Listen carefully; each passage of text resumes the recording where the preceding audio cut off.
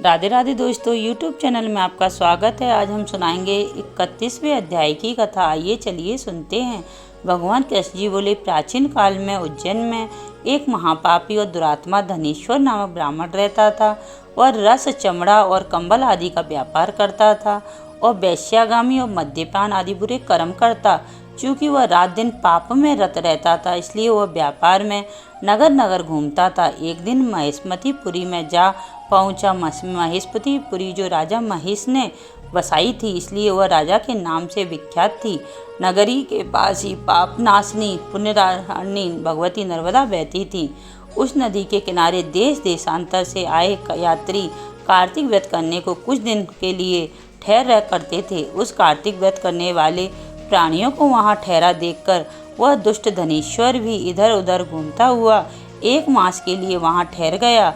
उसने माल को बेचता हुआ वह नर्मदा नदी के तट पर घूमता हुआ ब्राह्मणों को देव पूजा रत देखता था।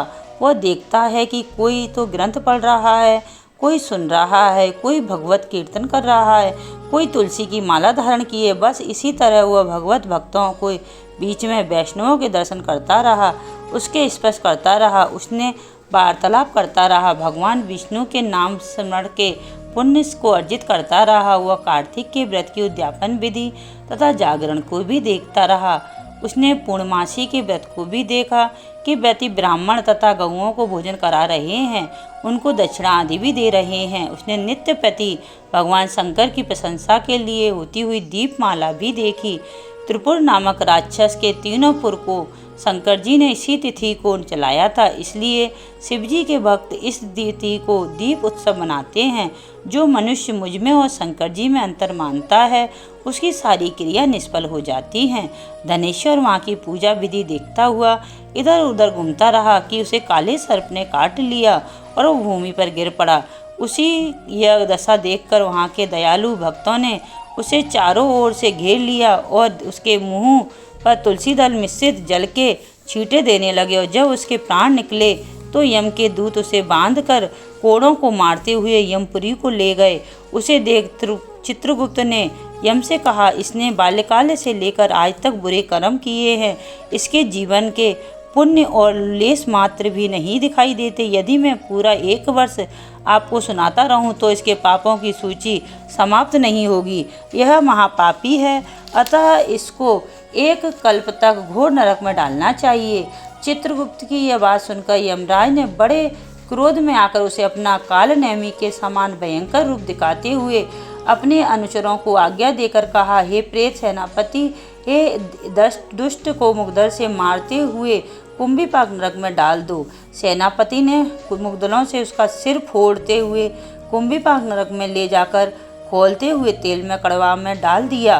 प्रेत सेनापति ने जो ही उसे तेल के कड़वा में फेंका तो लपकती हुई आग अपने आप ठंडी हो गई। जैसे ही वह ठंडी हो गई थी, वह विचित्र घटना देखकर प्रेत सेनापति ने यमराज के पास जाकर सब हाल कहा। यमराज भी आश्चर्यचकित हो धनेश्वर को अपने पास बुलाकर स्थिति पर विचार करने लगा।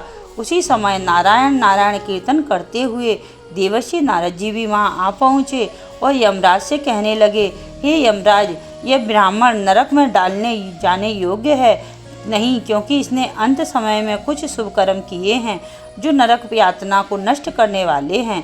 जो लोग भगवान भक्त का दर्शन करते हैं, उनसे वार्तालाप करते हैं, उनका स्पर्श करते हैं, तो उन्हें कोई पुण्य कर्म ना किया हो, लहज में ही स्वर्ग को अधिकारी हो जाते हैं। अतः धनेश्वर भी पुण्य आत्माओं के संग का स्पर्श से स्वर्ग का अधिकारी हो गया। अतः यह पुण्यात्माओं है, इसे यज्ञ यक्ष योनि दो और केवल इसे पाप भोग करने वाले नरक दिखाते ही जाओ। भगवान श्री कृष्ण ने कहा। जब नारद जी ऐसा कहकर चले गए तो धनेश्वर को पुण्य आत्मा समझते हुए यमराज ने दूतों को उसे नरक दिखाने की आज्ञा दी। बोलो राधे राधे। अगर हमारी वीडियो पसंद आए तो लाइक एवं सब्सक्राइब करें।